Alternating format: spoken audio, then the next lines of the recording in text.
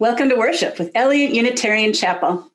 Wherever you're tuning in from, near or far, whether I can see you on my screen or not, we are so glad you are here. I am Eliot's lead minister, the Reverend Barbara Gadon, and I hope that this is a service that nurtures your spirit. If you're new to Eliot Chapel, we are an intentional community that welcomes all races, all genders, all sexual orientations. We welcome people of all creeds and beliefs, all economic circumstances, and all types of families. Our vision is to create a just world through vibrant, beloved community. If you'd like to connect with us and learn more about our congregation, please look for information at the end of the service. And welcome to Eliot Chapel. Welcome to church, everyone.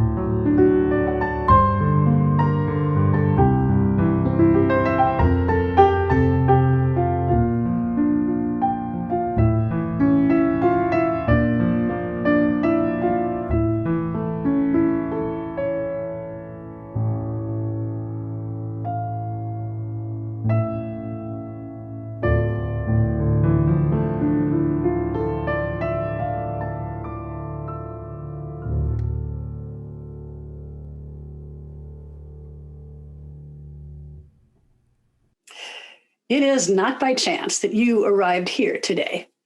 You have been looking for something larger than yourself. Inside of you, there is a yearning, a calling, a hope for more, a desire for a community of belonging and caring. Through your struggles, someone nurtured you into being, instilling a belief in a shared purpose, a common yet precious resource that belongs to all of us when we share. And so you began seeking a people that does not put fences around love, a community that holds its arms open to possibilities of love, a heart home to nourish your soul and share your gifts. Welcome home and welcome to worship. And now light our chalice, a symbol of our Unitarian Universalist faith.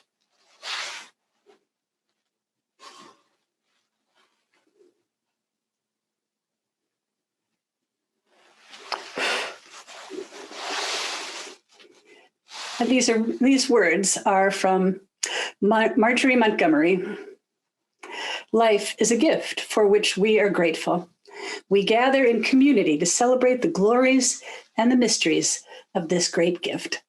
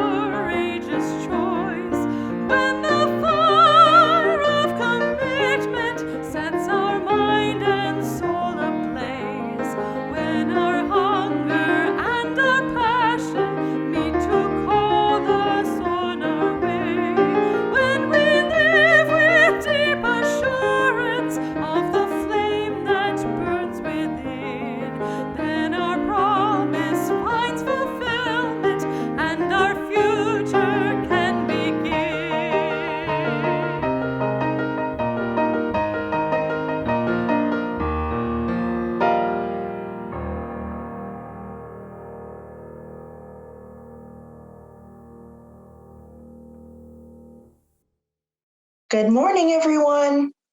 Today's Time for All Ages is a reflection by Unitarian Universalist leader Alondria Williams. Alondria was a co-moderator of the Unitarian Universalist Association from 2017 to 2020 and was involved in numerous other UU leadership roles, including but not limited to being a founding member of Black Lives of Unitarian Universalism, the General Assembly Coordinator for DRUM, which stands for Diverse and Revolutionary Unitarian Universalist Multicultural Ministries, and a member of the UUA Presidential Search Committee. Alondria was an advocate for equity and justice for all, including individuals with disabilities, and a strong advocate for youth leadership. Sadly, Alondria Williams passed away in the fall of 2020 at the age of 41.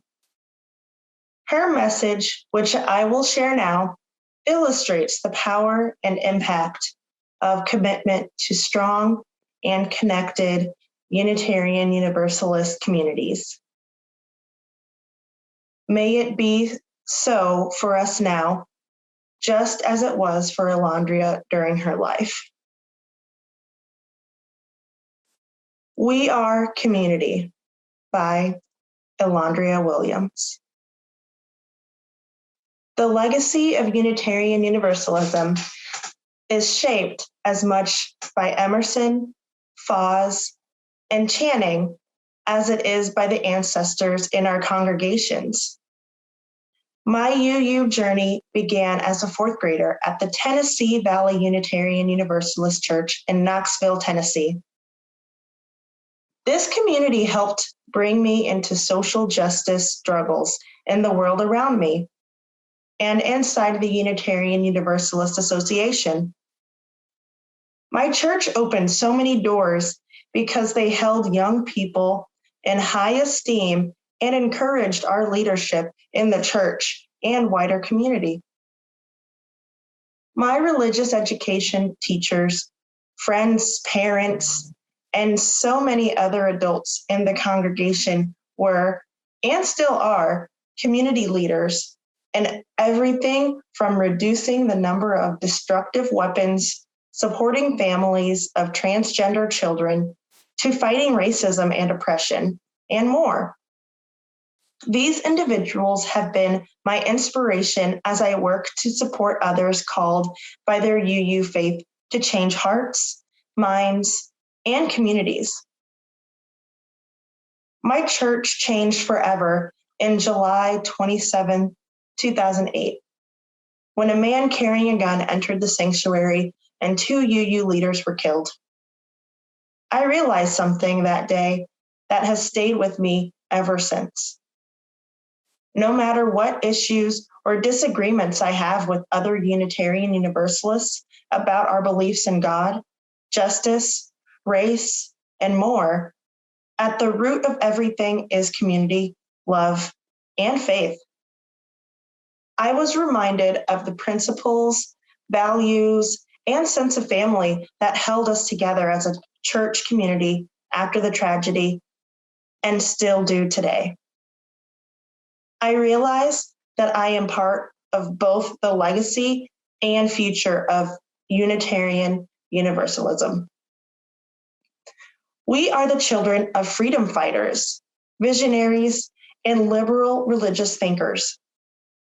We've emerged from and been impacted by the civil rights, women's, and queer liberation movements. We are the survivors and beneficiaries of youth-led programs which encouraged us to seek change, push boundaries, and challenge institutions. We are and will become the ministers, religious educators, congregational leaders, and social justice advocates our UU faith has led us to be. And we will wear our faith as tattoos on our bodies and in our heart as testaments to the struggles, dreams, and inspirations of our UU community ancestors and elders.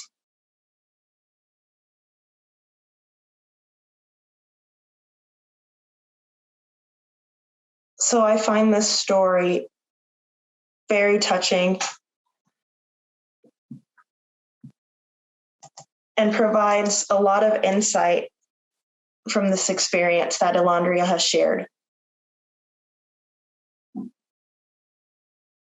Elandria, one, will be missed, and her story, this story,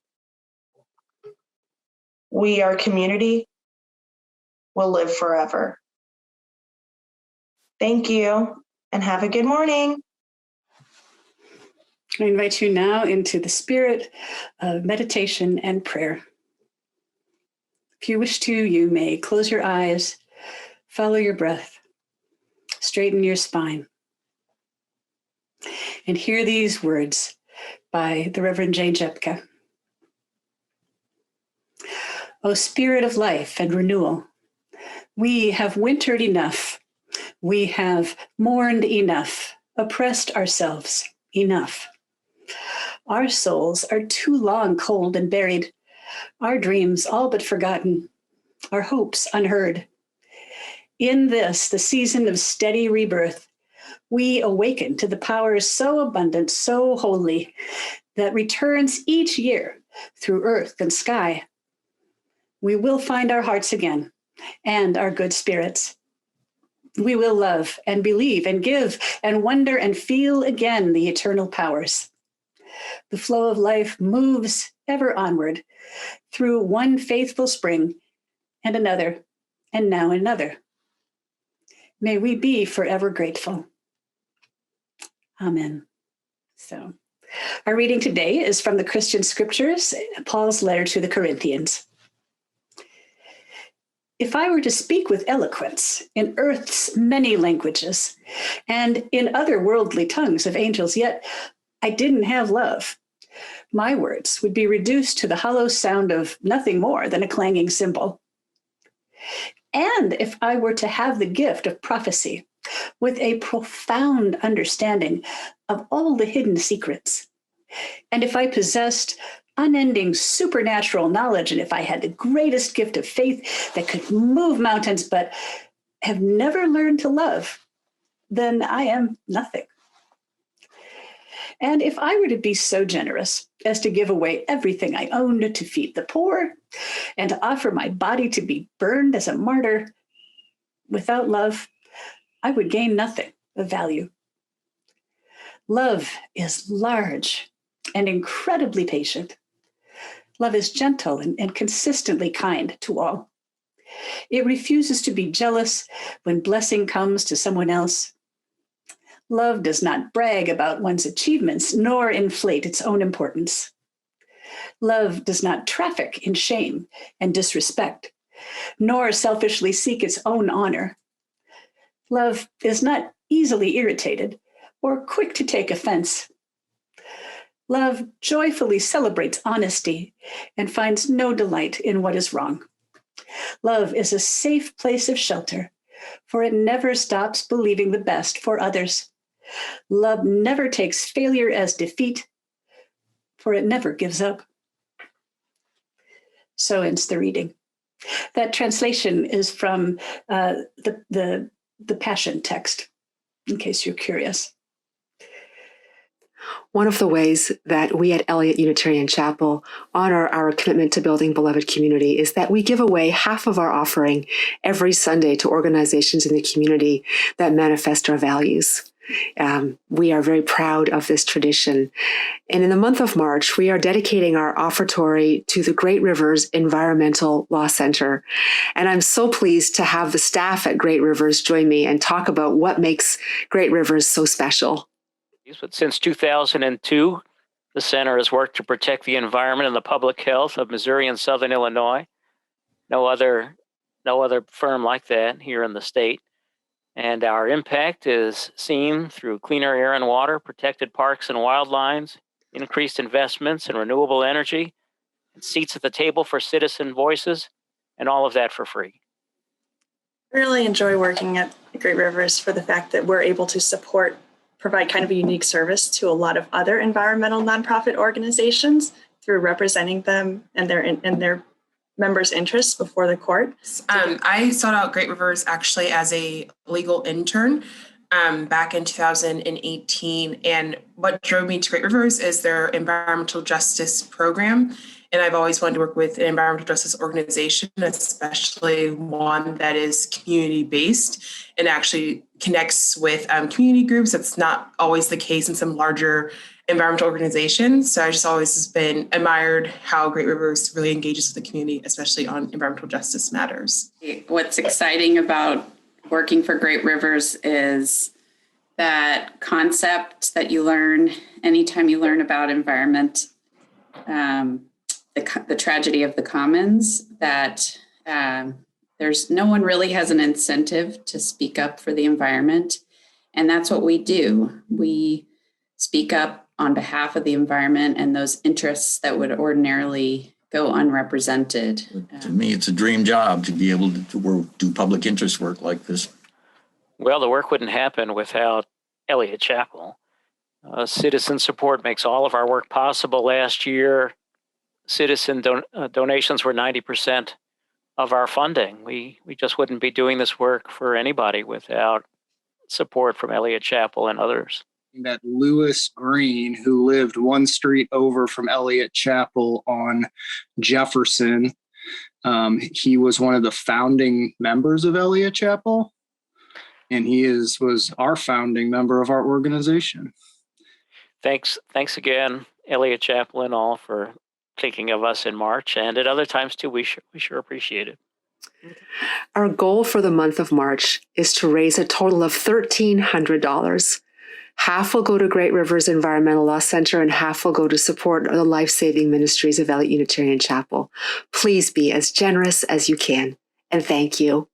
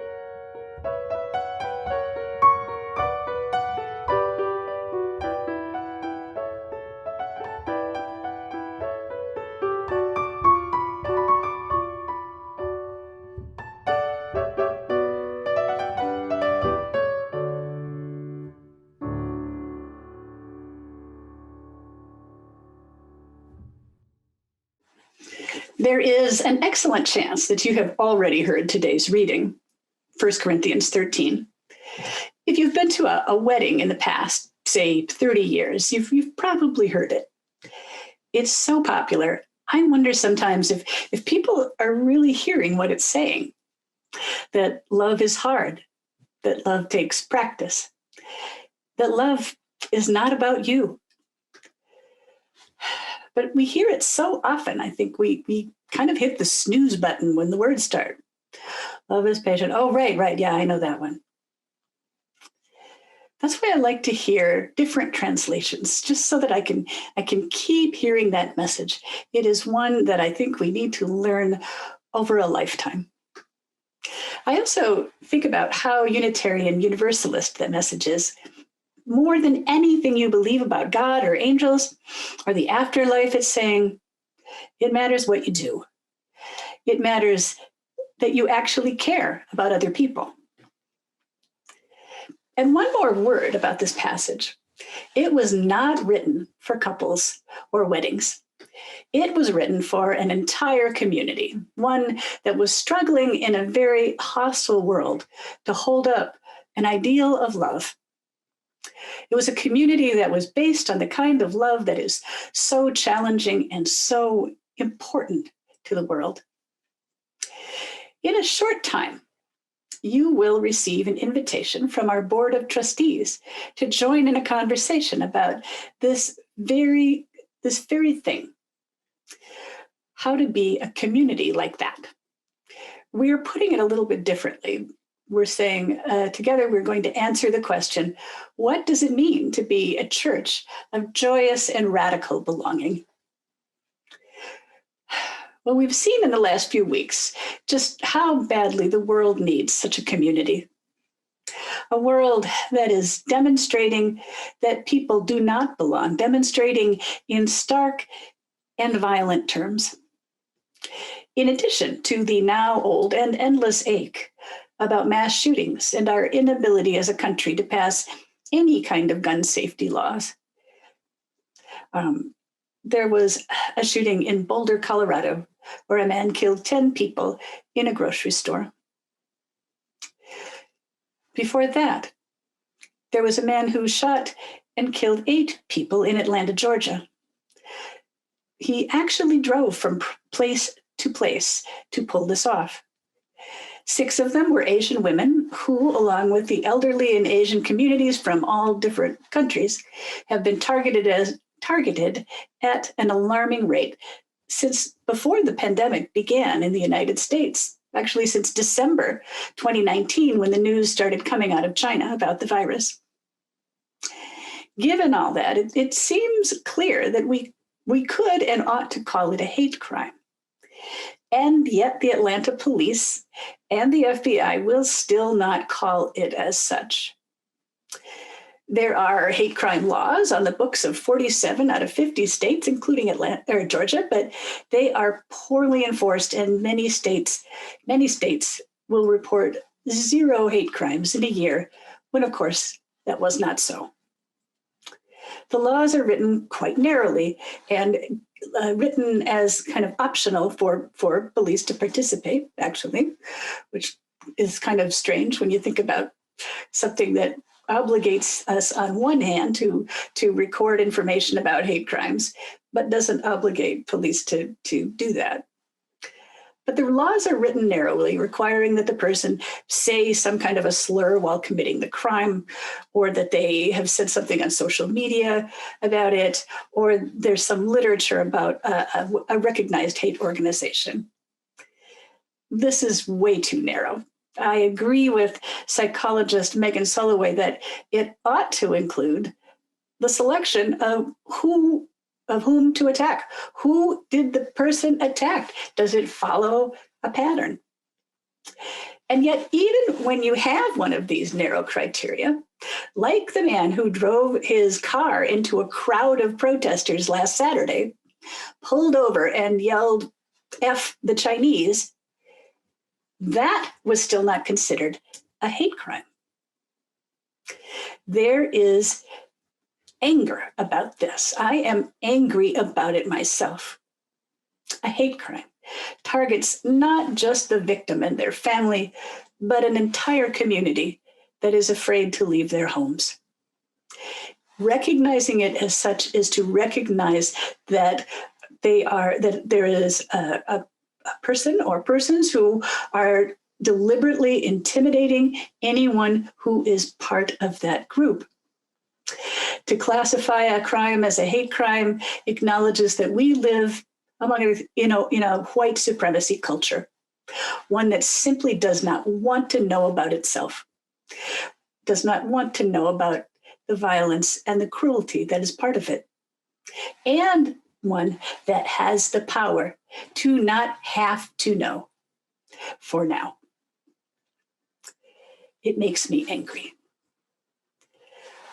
Also, this past week, families with trans children and youth have flooded the Missouri House of Representatives hearings trying to stop a bill that would ban trans youth from receiving medical care they need, to actually make it illegal to receive such care. Now, to promote this requires some willful ignorance and outright lying about what the medical care involves and the claim that it is reversible. That is patently not true. It allows for a pause in the development of puberty to allow breathing room for a family and a doctor to figure things out. This information is not hard to find out, but it doesn't serve the purpose of the bill makers. They are willfully lying to us. There's also a bill that goes along with this, and a lot of that requires a trans child to participate in sports only for the gender that they were assigned at birth, no matter where they are in their development now. It's especially aimed at children who were assigned male at birth, who have discovered themselves to be female. And why are they doing this? Well, the reasoning is that it protects cisgender girls. And if you're not familiar, cisgender means someone who conforms to the gender that they were assigned at birth. So if you are assigned female, you've been raised as a girl, and you feel like a girl, well, and that all lines up, then that makes you cisgender. And this bill claims to show love and care and protection and fairness for these cisgender girls, that they are the ones worth protecting. They're saying it's protecting them against having to compete against boys in sports. There's absolutely nothing that backs that up either. They're using information from studies of adult men and women, and it has no application here. Again, willfully misled. It is safe to say that if these same bills are being introduced in 20 different states at the same time, this is orchestrated. This is planned out. It is intended, as they say, to galvanize the base. It makes me angry.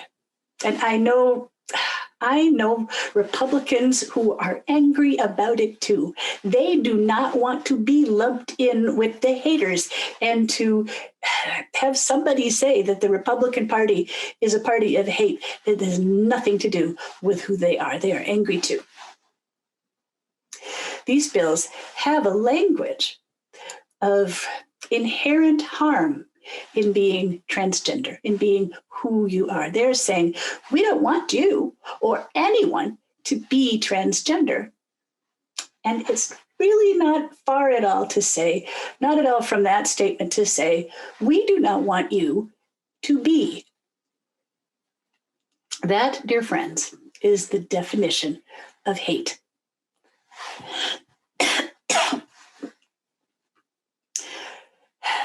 So now we are in the territory of faith.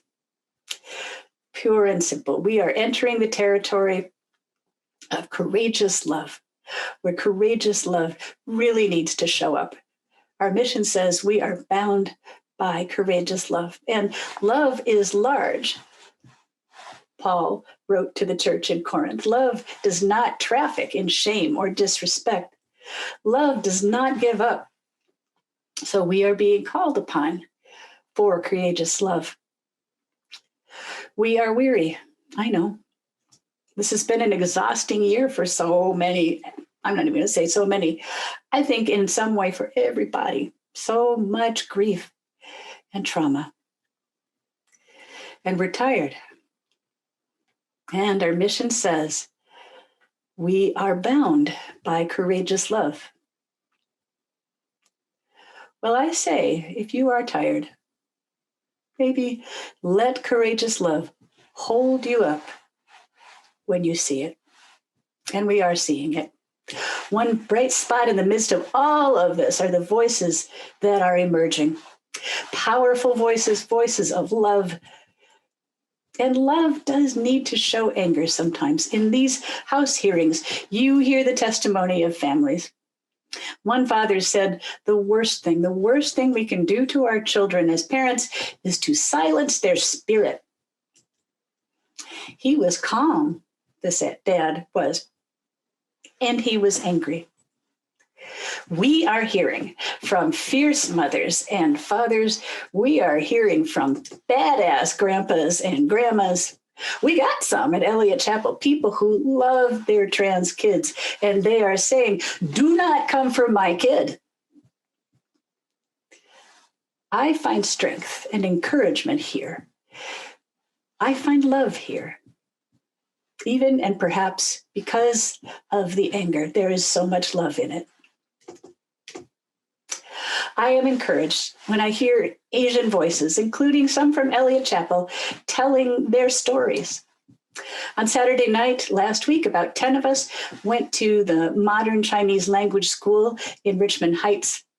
We were there in the parking lot to attend a vigil for the Asian Americans who were killed and their families. We were also there to side with the Asian American community. We heard stories about children being forced to watch strangers throw rocks at their parents as they're being told to go back to China. We heard about Asian-owned businesses in St. Louis, where it's really not considered to be as bad as the East and the West Coast. Asian-owned businesses in St. Louis that were struggling as much as anybody from the pandemic, but who found a way to give out free food and make masks and purchase PPE for medical staff. And these businesses are still being vandalized, spray painted, threatened, and bankrupted. If, like me, you have been protected all your life from such hate by your skin color, or a gender that conforms to expectations. If you have never felt invisible or felt the need to hide yourself, if you have never had to express your anger so that people will like you, never to complain or tell the full truth about your life in order to survive, these stories are shocking, but it is a shock to know that you benefit from a world like this. If nothing else, because you're given the benefit of the doubt that you belong. We think, surely it can't be that bad. Surely we have made progress. And love is honest, said the Apostle Paul. Love is large, with room enough for hard truth, with room enough for anger. Joyous and radical belonging requires such honesty. So how do we practice this at Eliot Chapel? I've seen examples of it. In the 8 years I've been here, I've been copied on messages. If there's a pastoral situation I need to be aware of, I have seen emails written to our adult leaders by our youth saying, I am trans. I'm transgender. Can you help me come out to my parents? Or I think I might be gay. Can I talk to you? Or it's hard to be Asian right now. In some cases, youth group is the only place they feel safe enough to do this. I watch how kindly and skillfully and respectfully these adult leaders respond. And in the cool glow of my computer screen, I see it. I'm watching someone's life being saved right in front of me. I am very encouraged by the men's advance. I was very encouraged by this a few years ago when they discussed at their gathering if they would welcome a transgender man at the men's advance. They agreed they would. Marvelous. We have lots of groups that are men's groups or women's groups. So it started me wondering, would a transgender woman be welcome at the Women's Alliance or at the Spring Women's Retreat? You know, it's your church. You need to make these decisions for yourself. And I encourage anyone who hasn't already done so to ask the question, what would it be like for us to be a group of joyous and radical belonging, especially of people who are being targeted for hate? In my experience with UU congregations, we tend to assume that people know that they're welcome because we're UUs. That's what we are about, right? What we've had to learn through the welcoming congregation process, welcoming congregation was a process that Eliot and churches across the United States, UU churches went through in self-education about gay, lesbian, bisexual, and transgender issues and rights and their own experiences and their own baggage with it. Big process. We learned this through our support of the Black Lives Matter movement and some of our work around being allies in the movement for anti-racism. We've learned through all of this that it is important to be specific, that it is important that we understand specifically where we need to go in order to be welcome to this one, to that one, to this group, and what's getting in our way. And we have to know all of that. But once we do, to let people know explicitly, when we say welcome, we mean you. Here's a small example. In 2015, to mark the 50th anniversary of crossing the Edmund Pettus Bridge in Selma, Alabama, we had a little celebration of our own. Maybe you were there. About 80 of us started off at the church, resplendent in bright yellow, I must say. Our signs saying Black Lives Matter. Someone's brilliant idea to have people carry balloons. Well, all of us, we 50 of us went from the church through the town, crossed over the James P. Kirkwood Bridge over Clay Avenue. And in the flyer, we decided to say, strollers and wheelchairs welcome.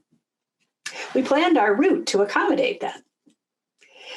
And in so doing, we were saying that young children and people with disabilities belonged there. And you know what? 2 strollers and 2 wheelchairs showed up. Amazing. I've never seen that with any action that we had done through Eliot Chapel. It didn't take a whole lot. What does it mean to be a church of joyous and radical belonging? It's a terrific question. Our answers to this question will help shape our future. They have everything to do with who we will become and how useful we will be in this world. When you are invited to participate in this conversation, Project Renew, I encourage you to say yes. And I invite us to carry this question together. Amen. We are building a new way. We are building a new way. We are building a new way, feeling stronger every day. We are building a new way.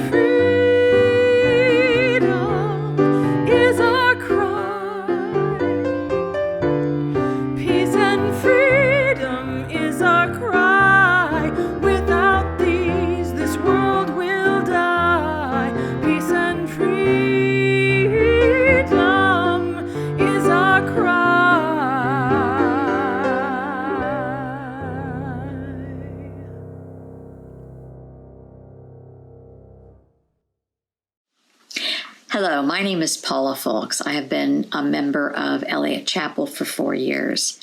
My passions are reading, social justice, and my family. These 3 passions have all led me to be a joyful member of Eliot Chapel. I moved to Kirkwood 5.5 years ago, but I was born and raised in the northern part of Kansas City. I ended up in Texas for many years practicing law with AT&T and Southwestern Bell. My husband and I have 2 practically perfect children, but he died in 2010, and I decided to retire from the practice of law in 2013. My daughter Jessica was living in St. Louis by then, married to a St. Louis University graduate.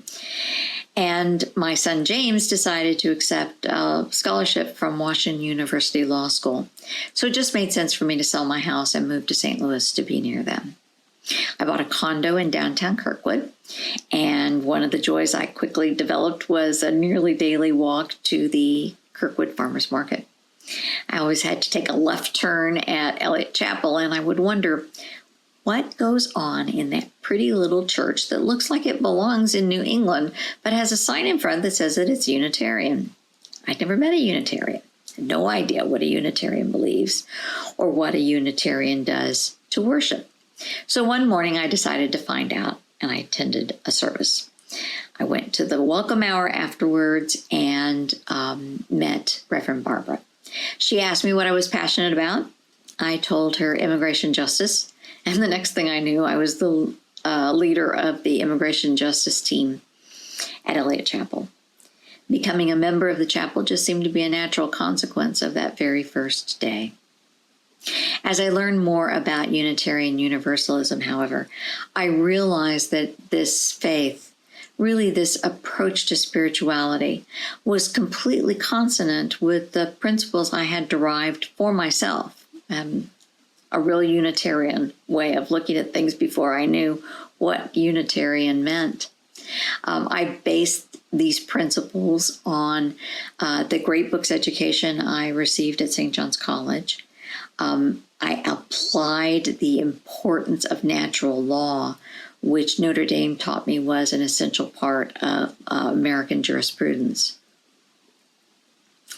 And I informed it with a fundamental, simple, but profound principle that my parents taught me, which is that all good actions in this life are governed by love. They taught me that if you start with love, apply careful analysis, pay attention to the emotion of the question and the consequences of the proposed action, you'll find the right path. Eliot Chapel gives me real life avatars of the adherence to these principles, and I learn from them every day. Eliot also gives me opportunities to learn in a more academic way about this way of looking at spirituality and determining the meaning and purpose of life. Its rich opportunities for study, for worship, and for fellowship provide a real central point of my life here in St. Louis. And I simply cannot imagine my life here without them. It therefore seems pretty natural to me to give to Eliot Chapel. I pay a fair amount of money for services that enhance and improve my life. I pay for a cell phone, internet service, public television, books, movies, even dinners with friends, or used to have dinners with friends. Why wouldn't I pay for the services and the marvelous opportunities that Eliot Chapel provides me? I try to be as generous with my contributions to the church as I am with the amusements and pleasures that retired life has brought to me. I believe that many of our social ills derive from a misperception that we live in a time and place of scarcity. I don't think this is right. I think we live in a world of abundance. Our world offers us abundant freedom, abundant beauty, and consequently, abundant joy. Eliot Chapel opened its red doors to me and offered me abundant love. I am grateful for this bounty, and I am determined to be sure that it endures. Now may the love which overcomes all differences, which reconciles all who are separated, which heals all wounds, be in us and among us now and always. Amen. Go in peace.